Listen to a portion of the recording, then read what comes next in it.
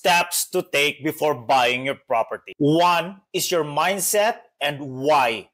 Before you buy your first rental property, ask yourself, are you ready or are you just excited? Buying a property is not like just buying a phone na pwede mo lang maibalik kung ayaw mo na. It's more like getting a tattoo.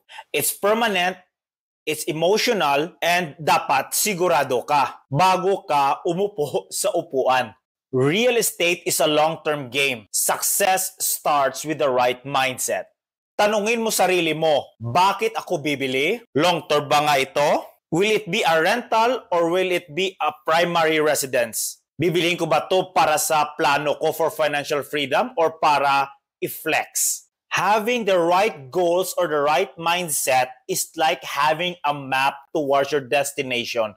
Kung walang mapa, kahit saan ka lang mapadpad. Comment down below kung ano ang dahilan mo sa pagbili ng rental property mo.